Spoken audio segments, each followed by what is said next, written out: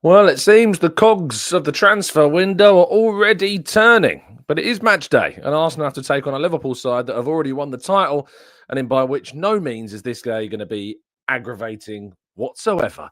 This is today's Arsenal News Show.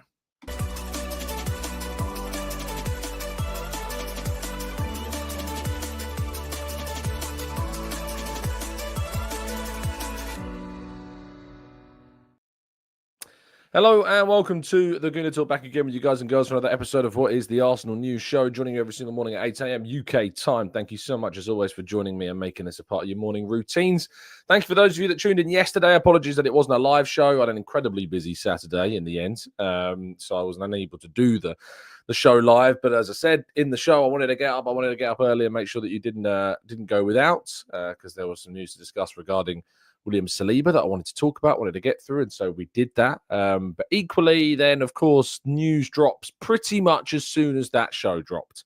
And I did manage to drop into the chat and just keep an eye on things and see everyone's like, talk about Zubimendi. Why is Tom not talking about Zubimendi? Well, I couldn't because it happened after I'd record. It's a time travel thing. I'm sorry. I couldn't talk about it live because it had been pre-recorded, so I'm so sorry. That wasn't the case and that I couldn't do it. But certainly it was interesting news to discuss that we'll go into in today's show. Good morning to you all joining us in the chat box. Rob, Sweating Merlot, Paul Block, Maximius, Knowledge, Z, Matt G, Carlton. We've got Spearmint and Black Shine. We've got Jitty and Paul. We've got Gooner 76. We've got Shari. I notice now while I'm reading some of these comments of people that are in the chat box every single morning. And in yesterday's show, I didn't read them out. So I'm so sorry. I could only apologize greatly for those of you that I missed out, and I call you out every day anyway. So you're doing good, you're doing well, you're not doing bad for yourselves getting those shout outs, are you? Right, let's jump to today's stories, shall we? We begin with yesterday's WSL victory for the women's team over Manchester United, which secured their second place finish. And of course, a position in next season's Champions League where they will hope to go as far as they've done this season. Of course, they will be playing in the Champions League final against Barcelona on the 24th of May. But goals from Chloe Kelly, Mariona Caldente, who without a doubt has been the player of the season for me, Frida Marnham and Kim Little got the job done. They took, obviously, yes, they were pegged back, but they went and took a 4-1 lead before two late goals from Man United. Did leave things somewhat on edge. I'll be very honest. They did leave things a little bit on edge towards the end. But Arsenal did manage to pick up the 3 points. They did need to win this game to finish second above Man United, because had Man United won this game, they would have gone above Arsenal. Arsenal, for them, a draw would have been fine. But at the end of the day, getting the win is all that much sweeter. And with obviously the defeats to Villa and to Brighton, there was a feeling that they might not do it.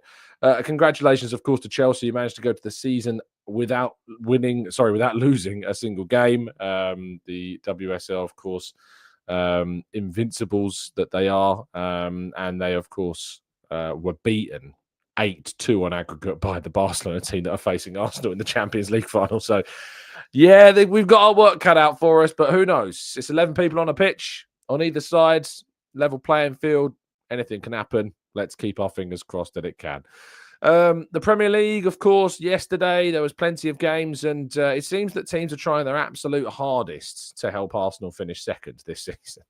Manchester City drawing 0-0 with already relegated Southampton would usually be one of the most surprising results, I think, of the season. They had 32 shots, of course, in the game, and by far and away wanted to win. Ruben Diaz was interviewed after the match and basically just complained that Southampton had absolutely no intention of playing football. Surprise, surprise. Why would they? They're coming up against City and they've got nothing to lose. So try and sit in, defend, and hold City to a 0-0 draw is a good result for them. Of course, it also means that they don't. It means that they won't be the lowest scoring point side in Premier League history, but it also does mean that Arsenal maybe have their work cut out when they go to Southampton on the final day as well. But it does mean that City remain 2 points away from Arsenal, and Arsenal could move 5 points clear of City if they were to get an unlikely win at Anfield. Everton won 3-1 away at Fulham, pretty much putting an end to Fulham's hopes of any European qualification this season. It's been an excellent run that David Moyes has been on with them.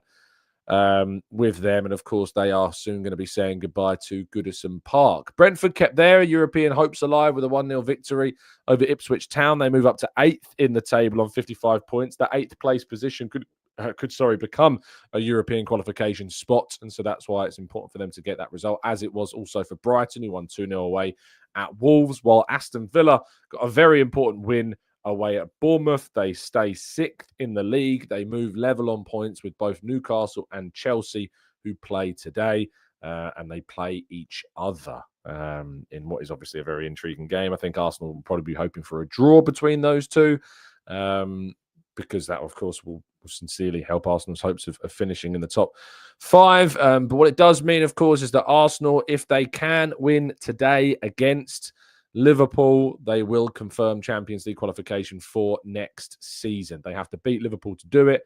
But if Arsenal do beat Liverpool at 4:30 this afternoon, I'll be at Anfield a little bit later on today. I can't say I'm looking forward to going up there. I'm really not. It's just a necessary situation. But it is going to be interesting to see how Arsenal get on post the PSG drama. Tottenham play Crystal Palace. I don't think Tottenham have any interest in these Premier League games, to be fair. Neither do Palace. They've both got finals to play coming up as well. While Nottingham Forest take on Leicester at home, you'd have to think they would win that. And Man United take on West Ham. A West Ham victory, though, could do real damage, of course, to Spurs and Man United down that bottom end of the table. West Ham could move above Man United. Man United could end the day in 17th place. So there is something to look forward to, maybe. We will wait and see, I guess. Moving into transfer and contract news, it's been reported widely yesterday that Leandro Trossard is in discussions with Arsenal over an extension of his current deal that would see him sign on to a move beyond, well beyond the late 2020s and well into his 30s. Arsenal are pleased with kind of his contributions and his experience in the group as well. And what does this therefore mean for Gabriel Martinelli? Arsenal do have an interest in trying to sign a wide forward this summer. Does it mean that Gabriel Martinelli's time at the club is over? I don't think so, because there's been also suggestions that they might indeed renew his contract as well. So who knows? TGT sneeze getting me there. Trossard, it seems to be a situation whereby we will see him potentially stay at the club if he stays. There is interest from abroad. Saudi Arabia, we know, have had interest before. Maybe if they can offer him silly money, he'll want to take that switch instead. But Arsenal are said to be keen on renewing the Belgian international's contract. Moving forward again, though, into potentially incomings, of course, the news that we did miss yesterday was on Martin Zubimendi. Fabrizio Romano reporting the here we go on his ends that Arsenal are expected to complete the deal. This is a deal, of course, that was first revealed by Sammy Mokbel. Some brilliant reporting back in January to reveal this story to the world, which was followed up swiftly by plenty of other outlets as well. And we are closing in on the announcement of Martin Zubimendi eventually becoming an Arsenal player. There are suggestions that Arsenal may indeed choose to pay slightly more than his €60 million release clause in order to pay the deal in more favourable terms. But there is said to be that if that's not possible, they will just activate the release clause. But Arsenal will hope that it can indeed be paid in instalments so that they can operate more freely during the summer transfer window as well. But Zubimendi has verbally agreed to sign a long-term deal with the club and is expected to join Arsenal and Mikel Arteta. It is thought, to my knowledge, that Mikel Arteta has been absolutely key in getting this deal done. Andrea Berta, of course, coming in, taking over the role as completed discussions started by Edu, continued by Jason Ato, of course, as well, and has taken on that deal. But Arteta's presence at the club has been absolutely key in Arsenal getting Martin Zubimendi into this club. So Arsenal will look like they will have their new number 6 for next season. The question remains, will Thomas Partey still be here? Of course, we've heard those reports that contract talks are indeed underway and there is an intent to keep Partey at the club. So it could be that Arsenal have Rice, Partey and Zubimendi as options for their number 6 position next season. And of course, each of them can play also with one another in different roles. Moving to Viktor Gyokeres. It is said that no bid is yet, to my knowledge, to have been made. There have been some reports that Arsenal made a 75 million euro offer for Viktor Gyokeres, but it's not my understanding that that is the case. However, Andrea Berta is said to be a big fan of the player, and it is looking, if there is to be a striker signing at Arsenal, that Viktor Gyokeres is the leading candidate right now as to who it would be that signs for the Gunners. However, there is a lot of interest from a lot of clubs, quite obviously, in Viktor Gyokeres. So if Arsenal want to land the player, I think they're going to have to go in quite aggressively into this deal. They're going to have to try and get hold of him as soon as feasibly possible. So Viktor Gyokeres couldn't yet be an Arsenal player this summer. It's highly unlikely that Alexander Isak, even if Newcastle don't qualify for the Champions League, would be that player anyway. They have no intention of selling him. So Viktor Gyokeres looks to be the most likely candidate at this stage, but it is not decided. There is no bid yet, but there is significant interest, and we know that Andrea Berta is a big, big fan of the player at this point in time. Right, we're going to go to part 2 now, which is going to be a brief preview ahead of today's very exciting match at Anfield.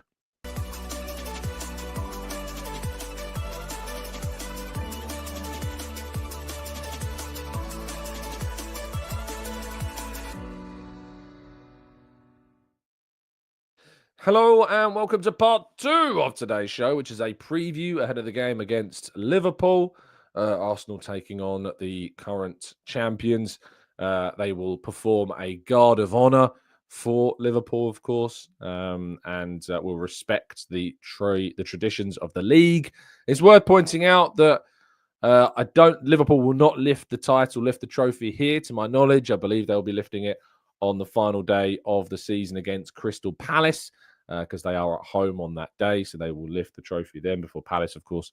After Palace have actually played their FA Cup final, because the FA Cup final takes place this year before the end of the season, which I'm not a fan of. I do not like when the FA Cup final is before the final day of the season. I think it's silly, just like I think the semi-finals being played at Wembley are rather silly as well. So, I do think that that is ludicrous. But Arsenal go to Liverpool today. Of course, Arsenal are the only ones of anything really to play for. Liverpool have already wrapped up their position.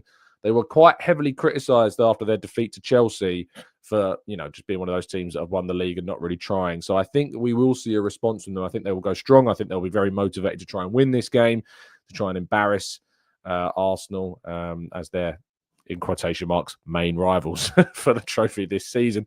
But Arsenal need, I think, to go there and just try their absolute best to get a result, to have some pride, have just as decent a result as is possible. This is the team that I've gone for. I've made some changes from the game against PSG. Waneri comes in at 10 for Ødegaard, just giving a little bit of a change there. Ben White comes in for Timber, and Calafiori at left back. Miles Lewis-Skelly had a difficult game in Paris, and I was really impressed actually by Calafiori's performance when he came off the bench as well. He's back in the squad. It's a chance to change things. You haven't got much to lose in these matches, so yeah, I've made a little bit of a change there. And Trossard on the left-hand side, who also had a good game coming off the bench against PSG as well. So there's a little rotation. These players are slightly fresher than Lewis-Skelly and Martinelli. So yeah, I'm just looking at this opportunity to give Calafiori some important minutes. I saw a clip on the Italian football podcast this week kind of talking about whether or not Calafiori had been a flop and his best position being left-sided centre-half. But none of that video included any talk about his injuries that he suffered this season, which I think did miss some important context around him. I sincerely hope that Calafiori continues to play and can get success at Arsenal. He probably would have been our left-sided centre-half if he was fit through this period instead of Jakub Kiwior. So maybe it's that we see Calafiori instead of Kiwior and Lewis-Skelly at left centre-half. Maybe that's something that we will see instead. Who knows? I'm intrigued to see what Arteta goes with this time. But I really am sure. I think he'll go stronger than this team. I think he probably will start Lewis-Skelly. I think he will start Waneri. We'll start Ødegaard over Waneri. But the reason why Julian Timber's not in this team is because he's played so much football off the back of a really serious knee injury. I'm kind of inclined to kind of wrap him up in cotton wool until the end of the season and just protect him, because we need him. And I don't want it, I don't want this just burden of what's been going on his knee affecting things too much. So yeah, that's my team. Predictions, scorelines in the chat box. I genuinely, I found it very, very hard to try and predict this game. I really, really, really genuinely do not know what to expect from this. Could be a high-scoring draw. It could be a bad defeat. It could be a surprise win. It could be a humbling. Who knows? Who cares, says Claire.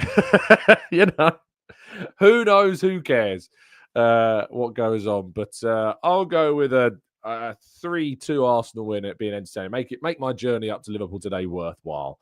Noah says 2-1 Saka Rice.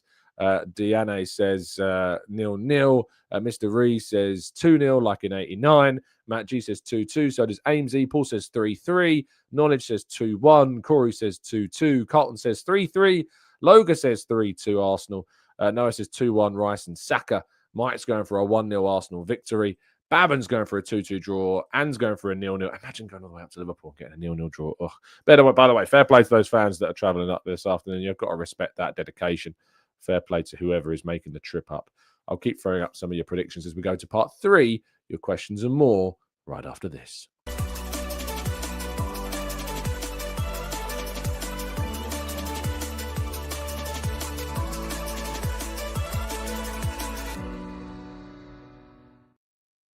Right, this is part 3 of today's show where we're going to be jumping into the chat box and tackling some of your questions ahead of this afternoon's game, ahead, of course, of this end of the season run. If you've got any questions you'd like to throw into the chat box, now is the time to do it.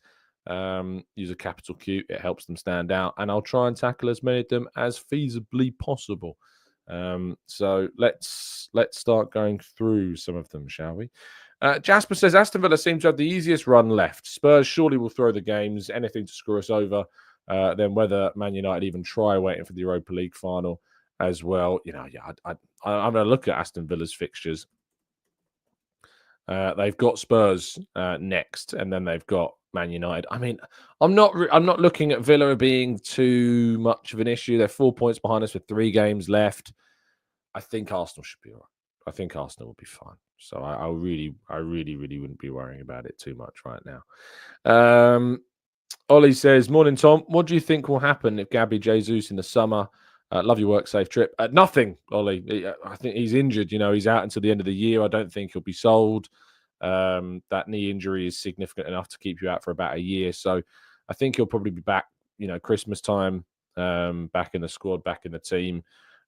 Giving us something a little bit extra maybe next season for 6 months or so. But he might even leave in January. Who knows? But I don't think anything, Ollie, will happen with him in the summer because he's got this significant knee injury.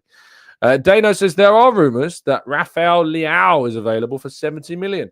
Surely that's a no-brainer like Kvaratskhelia was. Also, Zubimendi can't be judged by Sociedad. They are awful and are incapable of even stringing any passes together. So I have my issues with Rafael Leao. I think I've talked about them on the channel before. His work rate's not particularly great. And I'm not sure that he necessarily presents as somebody that would work in the current Arsenal system. He's got decent numbers. Don't get me wrong. This season, he's currently got 8 goals, 8 assists in 33 games. Like, not amazing by any stretch, for Milan. This is his worst season of the last 4 campaigns. Last season, he had 9 goals, 9 assists. The season before that, 15 goals, 8 assists. The season before that, 11 goals, 10 assists. So this is his worst season for 4 campaigns. He's slightly overachieved his XG by 1. And he's slightly underachieved his expected assisted goals. Last season, he underperformed his XG. The season before that, he significantly overperformed it, and he overperformed it quite significantly the season before that. So he seems to have had declined kind of in these last couple of seasons in particular. And as I say, whenever I've spoken to any people that have watched the guy a hell of a lot, they always mention the fact that his work rate's not particularly great, which doesn't really lend itself to Arsenal. So for me, Rafael Leao, I'm not sure is the right target for us to move for in that wide left position. And Sadiq says Leao is a frustrating player. Also doesn't defend at all. As he says, Tom, what are your thoughts on the new home kit? From the leaks that have come out, the ones with kind of the A design across it, I quite like it.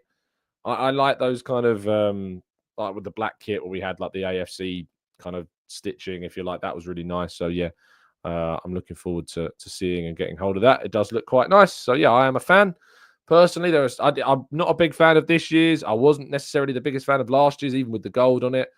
But I do quite like the upcoming kit. It does look quite nice. Harish says, Liam Delap is the same profile as Gyokeres. Why not him? I know you're not a fan of Osimhen, but the amount of quality of crosses put into the penalty box, he would be perfect. If the wages were right, would you take him? It's just, I don't know why, Liam Delap for me just doesn't necessarily strike me as the right player for Arsenal to move for. I'm just not entirely convinced I'm just not entirely convinced that he is the one to go for. I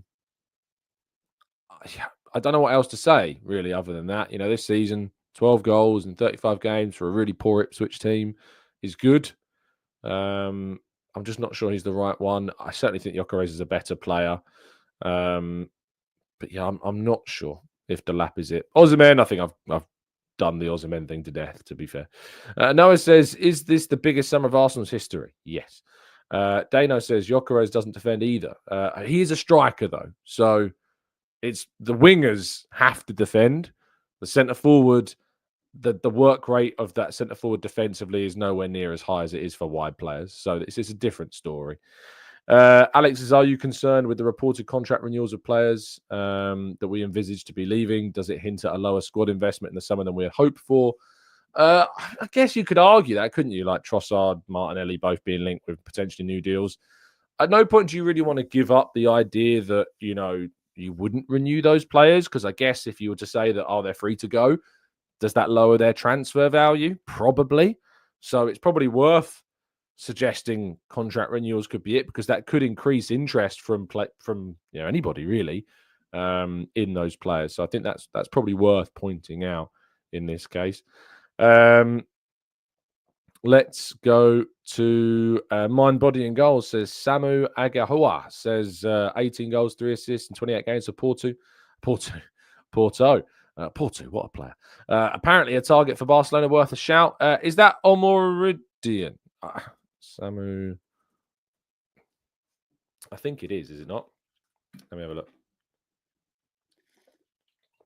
Yes, so it's Amorodian, the guy that was linked to Chelsea quite heavily and went back to Porto. But Agahua as well is also what he goes by. He's had a very good season for Porto. Again, it's this question mark, isn't it, about Portuguese league players. Are they going to be able to translate their numbers to the Premier League? He's not just done it in Portugal, to be fair. He's done it in Spain, I think. So, it's worth looking at. But I don't know. I haven't seen enough of him personally to have a strong opinion. But I think people have the same concerns they have about Gyokeres, I guess, with him. And then Paul suggests that Gyokeres does actually press very well. So there you go. It's amazing how kind of like one player, different opinions. It's nuts. Corey says, I love how the home shirt only has white on the sleeves and the collar. When it goes down the side, I think it's too much white, but I love those plain shirts Nike made all those teams that they had one season. I think that's the more red that you've got, the better. Not too much, or I guess a little bit too Liverpool, but the more red, the better. Less white, the better. And yeah, I agree. Kind of, if you can limit as much as you can to the sleeves, to the Adidas stripes, I think that's the way forwards for kits in terms of Arsenal. Jack says, where do you think Gyokeres will end up this summer? I mean, Arsenal look the most likely destination right now, but don't rule out teams like, Bayern maybe. Don't rule out, some Premier League clubs like Chelsea have known to have an interest in him in the past. So don't rule out these teams. But Arsenal look a fairly sizable candidate for Gyokeres at this point in time. Yaya says, we needed a Vitinha player, a bit like Santi Cazorla in our midfield. Any truth on the rumours of Alex Bainer? I absolutely love. I mean, he's more of a wide player, to be fair, Alex Bainer. He's not necessarily like your Santi Cazorla, Vitinha type. He is more of a kind of a central midfielder. More of a wide left player. That's where he's played the majority of his games for Villarreal. I know that there were interest in him in the summer, but it's not really. I have not heard anything recently on Alex Bainer, so I can't say that he's involved in any plans, but that could obviously change. Cameron says, I don't think we will sign a striker. I think we will sign a striker this summer. I would be utterly shocked and disgusted, quite frankly, if Arsenal didn't sign a striker during this window. Every single signal that I've had so far suggests that we will. So if you think that, fair enough. I personally am of a different mindset. Maximius is the big question we have all been seeing on social media. Is Zubi announcement a PR stunt? The club releasing the news that was already decided way back, possibly in January. I don't think that you should take for granted the fact that this news has come out at this time. I wouldn't let anyone pull the wool over your eyes. I think it's quite it's very timely, isn't it? Lift the mood, transfers, players. Arteta stopped well short of that in his press conference, of course, as we discussed. But yeah, it's not lost on me, Maximius. To be fair, it's not lost on me at all. But then the news is that it's there. Like it's not like just a stunt in terms of it's hollow. That deal is there. We've been talking about that, and I would point out, there was a long time where we were doing shows where a lot of people in the chat box were like, Real Madrid are interested in Zubimendi. They want him. We're going to lose out on another player. And I have sat here quite firmly saying to you all that, that is not expected that Real Madrid will get him and that Arsenal are working, very much on the assumption that he is going to be joining Arsenal. So glad that seems to have come to fruition as we expected. Samuel says, do you see us buying Huijsen if none of the first team starting centre-backs leave? Yeah, unless Kivior goes, I think it would be difficult to see Huijsen come in. If Kivior was to leave, then there's a much, much bigger chance that it could happen. But Arsenal are very interested in Dean Huijsen. So it's a very possible player for this summer. Scroll up a little bit. Oh, I thought I was going to sneeze. Am I? Yes, I am. Ollie says, if we sold one of our big players to fund our summer transfers, who would you choose? I think probably Trossard would be the one I would choose. Next would be Martinelli of the big players that I would sell to potentially bring in somebody else. Philip says, I would like to see Xavi Simons or Eze to help in midfield alongside a new backup keeper, a left centre-back, SAS left back, CDM, left wing and a striker. So not much then, Philip, no? Not much at all. Nikkei says, how much do you think Zubi will perform in the Premier League? No idea. Certainly, I've seen him against some Premier League teams and he's done well. We think about how he performed for Spain in that European Cup final. He was excellent against many Premier League players in that game. So hopefully, we will wait and see. Alex says, Tom, is Berta the type that gives interviews and provides a peek behind the club direction and transfer thoughts like Edu did from the minimal exposure? So it seems more as, yeah, he's not that way inclined at all. It wouldn't shock me if he never did that. It wouldn't shock me if he ever did a video interview on the Arsenal website. It wouldn't shock me at all. He's not that way inclined. He's not. From the very little, I've spoken to him personally. I didn't get the vibe that Andrea Berta is somebody that is going to be doing a lot of interviews. He doesn't come across that way at all. Tom says, have you ever sneezed in an Arteta press conference? Not yet. I'm sure one day it will. There's a good chance that it could happen. So if you hear a sneeze, it might be me. But certainly it's not happened so far. Corey says, is there any chance that he believes in the summer? There's always a chance. There's a chance anything can happen, but certainly the club are not entertaining any offers for William Saliba. Daniel says, I want a striker, left winger, centre back that can play with both feet and upgrade or be as good as Audi, as in Audi. Who's Audi? I don't know who Audi is. Ford says, Tom, I don't mean that sound like that person because I don't want Arteta gone, but if he gets backed fully this season and injuries are manageable throughout the campaign, do we get to the stage where he's taken us as far as he can? I've talked about this at length. I've said this contract, he has to deliver a title or a Champions League. It's as simple as that. Tony says, why are journalists banned from Arsenal pressers if they ask tough questions? They're not. They're not. I don't know what you're on about, Tony. I think this weekend you saw some pretty tough questions going at Arteta. I think you saw it after the PSG game. He was asked about trophies. He was asked about it not being good enough. He was asked about transfers. He was asked about He was pressed again on kind of his comments about Arsenal being the best team. He was asked if he still stands by them, even though it doesn't really suggest to be the case. I've known no one to be banned for asking a tough question, Tony. If you mean a disrespectful question, that's a different question entirely. And I imagine if you were rather disrespectful and you put something across in a disrespectful way, then why would that be okay? So yeah, I've never known anyone to be banned. I've known it at other clubs. I've known it to happen at other teams. I'm not naming names, but I've known it to happen at other clubs, but I've never known it to happen at Arsenal. I've never known anyone to be banned. And that doesn't mean it hasn't happened, by the way. I've just, in my short time there, I've never known it to happen. Yeah, Tony, I'm afraid that I don't know where you've got the info from, but that's very much not the case. Ollie says, take reality out of it. Who's the prime player who you would choose to take us up a level? Lamine Yamal. Playing with Saka. Put Lamine Yamal on the left, Saka on the right. Love to see it. It's difficult that though, isn't it? Because you'd say that Lamine Yamal is more of a right winger and probably solely a right winger. So Rafinha, maybe at the moment. Rafinha's been amazing. Isak's hard not to want. Haaland, obviously. Just thinking of players that are completely unrealistic. Midfielders like Jude Bellingham, of course. Camavinga, I absolutely love. So yeah, there's quite a lot. There's quite a lot at the moment. Yeah, I'm mainly thinking about the left wing now. I'm mainly thinking about like Kvaratskhelia. I tell you what, it feels like we did maybe miss the boat on that a little bit. Not in January because that deal with PSG was done a long time ago, but certainly maybe before. I saw some reports suggesting that Arsenal scouted him as a youngster, but I never really like to buy too much of those stories. Things like so volatile at that age for players to develop.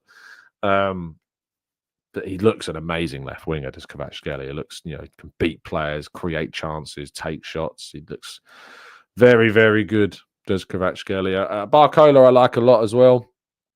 And Desiree Doué I liked a lot of what I saw from PSG. I really, really did. Edo says, do you think Arsenal will wait until the last day of the transfer window to present their new players? No, I don't. Daniel says, I would love to buy Kane and win the league and watch the Spuds cry as two of my brothers are Spurs fans for some unknown reason. Yeah, I don't think any of us are. I don't think any of us want anything good to happen to Spurs. But buying Kane, I'm not sure that's the right thing now. I think he's reaching the twilight of his career these days.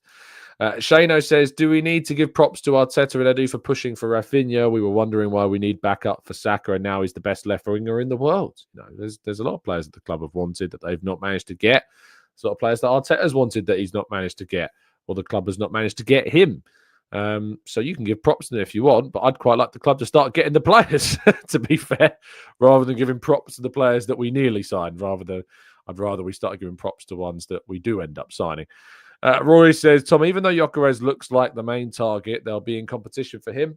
Will they be keeping tabs on Sesko? Did you see his goal against Bayern?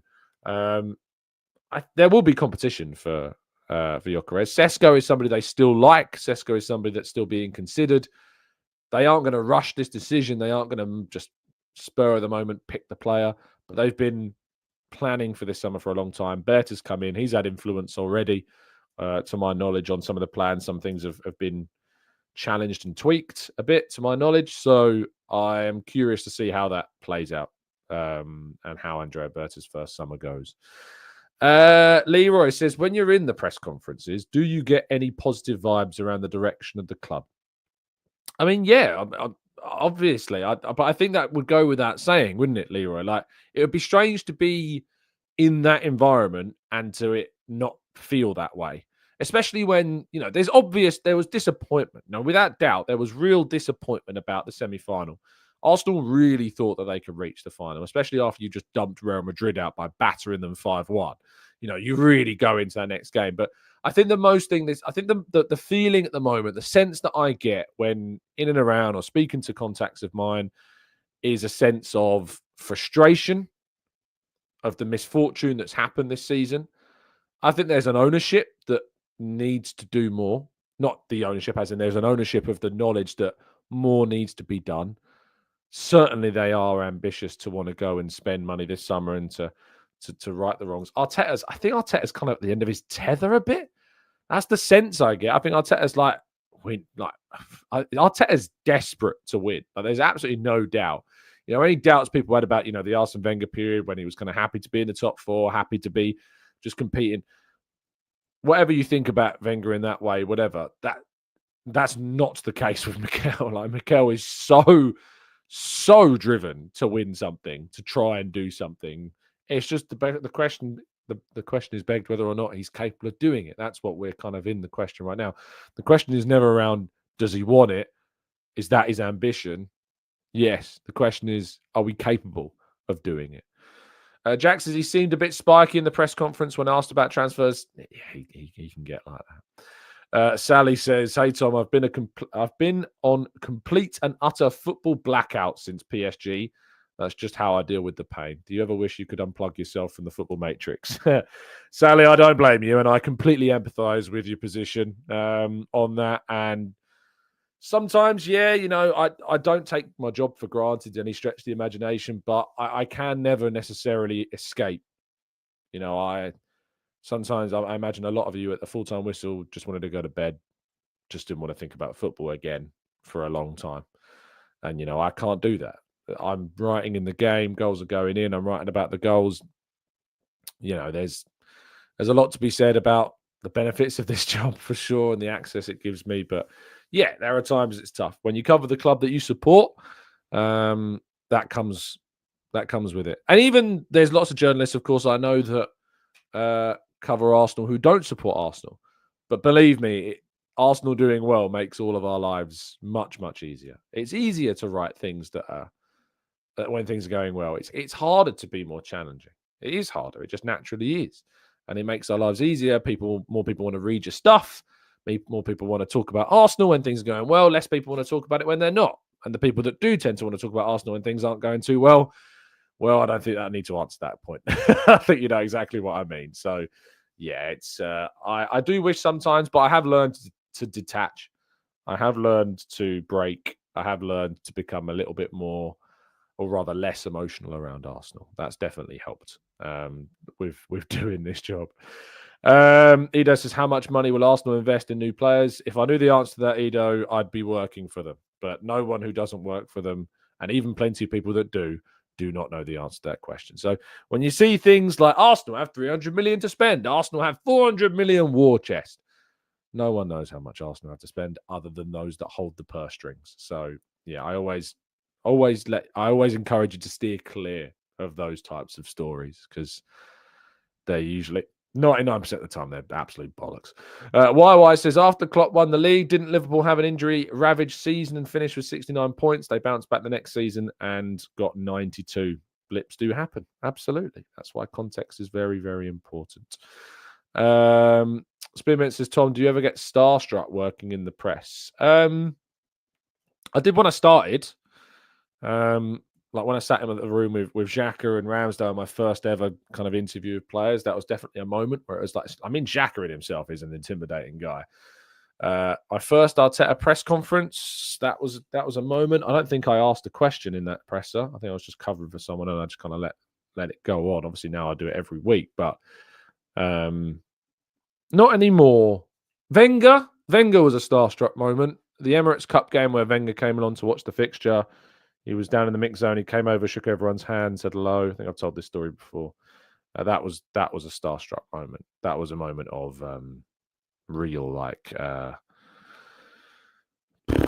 yeah, wow, what a man, what a moment. Someone I'd looked up to for a long, long time. Even in situations, I'm not going to name them for obvious purposes, but even in some journalistic scenarios where I've looked up to journalists for a long time. Are you familiar with someone called Wild's Chats? Have you heard of him? Wild's Chats?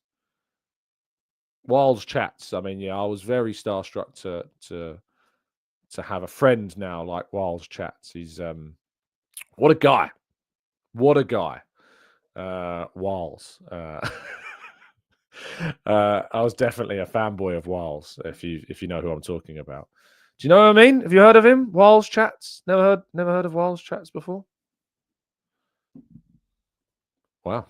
I thought he was more well known. D-Day Spring says, Tom, what's the perfect summer transfer window excluding the expensive Isak and Nico Williams? Excluding those. So I can't have them, I assume, and you're asking me what the perfect one is. I've said before, my perfect 10 out of 10 window is a striker, a wide player, attacking midfielder, DM, defender, and backup keeper. So 6 players. Striker, perfect. It's a toss-up between Sesko and Gyokeres at this stage. I've really gone 50-50 on the pair, so I'm kind of 50-50. I'm slightly more Sesko, so for now I'll say Sesko. Eze, wide left player. Barcola still remains for me perfect. I'd love Barcola to come in. Zubimendi, we'll go Yoel Hato, but I do like Dean Huizen as well, but I think Yoel Hato stands out for me quite a bit. And Joan Garcia, let's say, is a number 2. So, yeah. Some people are finally working it out.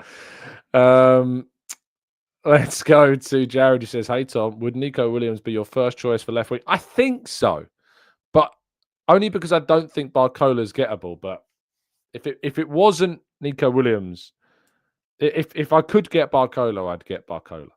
I really do like Barcola. I think he's a brilliant, exciting player. Manali Cream says, Zubimendi aside, do you think we will do business early before the tour? Or do you think, I mean, yeah, it looks like it, doesn't it? Zubimendi, Jean Garcia looks positive at the moment. I hope a striking can be done. Arsenal will want to get their business done before the tour. They will want to get their players in before pre-season. They want to get them gelling. They want to get them in the group. So that has to be the aim. Get the players in before pre-season. Absolutely. Jay Collins says, what's your 10 out of 10 barbecue? I'm having one. Oh, this is a great question. We might end the show on this. We like ending our shows on less serious questions. I will go. I mean, this is a bit left field to start with this one. And don't worry, I'm going to go on to the good stuff. But I love a barbecued salmon. Right. And that sounds so middle class, right? And I don't mean it to come across that way. I'm a Medway boy. We are so far from that. But like, I love salmon on the barbecue. Goodness gracious me, it's so good. So it like the crispy skin, just so good if you can get it right. Another good one is like get a red onion, wrap it up in foil. Don't put it on the actual like grill. Put it on the, if you're doing charcoal, if you've got gas, you'll have to do it on the grill. But if it's a proper charcoal barbecue, get the red onion, wrap it in lots of foil, throw it into the coals, into the charcoal, leave it there for like 15, 20 minutes. Take it out, unwrap it, take the burnt out casing on. Oh my goodness gracious me, it's great. Maybe a little bit of salt in there before you put it in. So good. So good. If you've ever had like a barbecued onion, amazing. Obviously, speak to Harry about all your souvlaki and stuff like that. That stuff looks great, but other than that, it's your classic. You know, a barbecued barbecue sauce with like chicken and lamb. I love lamb; it's my favorite meat, so probably have to go with lamb as well. Like a leg of lamb on the barbecue is amazing. Steaks on the barbecue, brilliant. Sausages, proper Cumberland sausages. Oh yeah, I'm hungry now. I better go have breakfast. Martin says gas isn't barbecuing. It is a lot easier though. I did chuck in my charcoal barbecue for a gas one, and I love it. It makes it so much easier. I'm not gonna lie, it's really good. And you can do like your smoke stuff with it. So like you can put certain wood chips in to get that smoky flavor. So it still works in that sense. So yeah, I know people will look down on it, but I like it. I like it. I've had both, and I prefer the gas one, to be honest. Matt G says, just eating an onion. Tom, you're not just eating the onion. You put it in stuff. You ever heard of like onions on your hot dogs and on your burgers and stuff? Come on, Matt. Grow up, mate. Have a fantastic Sunday, people. If you're going for a barbecue, I hope you have a great one. Enjoy it. Take some of my tips if you like. I've always wondered about doing a food channel as well as a football channel, but I just wouldn't have the time. But I'd love to do it. Because I love cooking. But thank you so much, as always, for tuning in. Stay safe, stay well, stay happy and respectful, stay full of barbecue foods, if that's your thing. And if you're a veggie as well, there's some great veggie stuff as well on there. You can do.